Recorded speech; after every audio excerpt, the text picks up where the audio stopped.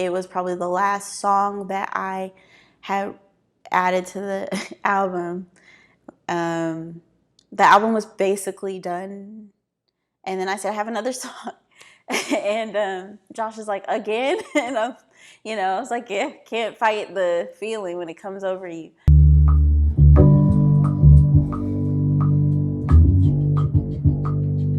Shaking number 2.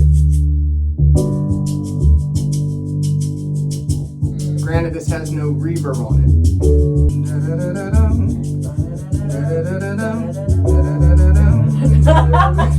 I got confused.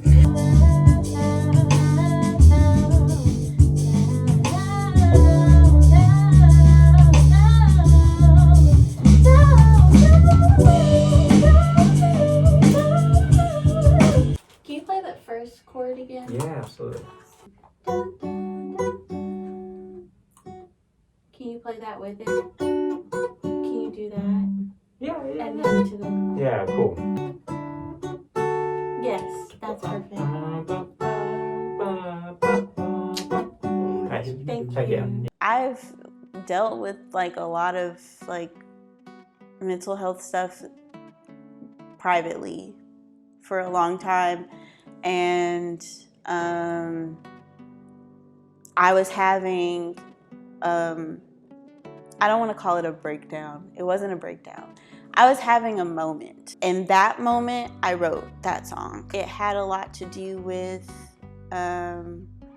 just me still kind of grieving, because my mom died when I was 16, and I didn't really grieve. I didn't really process correctly. Life goes on, and you just kind of have to, keep going. I never actually properly took the time to process what was happening because I didn't feel like I could. It was embarrassing to me to like feel like I needed help or I needed time to process anything like that. It's, it's like, it's a part of life. Why am I, why do I need to take time out for myself? Like, at the time, that was like a very strange concept for me to understand. And now I'm getting a lot better with figuring that stuff out, and Only Heaven Knows was born out of that kind of feeling and that kind of like grief in the middle of depression and trying to figure out what that means to me, and also understanding that like I can't stay there. You never really know what people are dealing with, and only heaven knows what people are going through, and really only heaven knows, how they're processing those things and how they're overcoming those things, or if they're overcoming those things.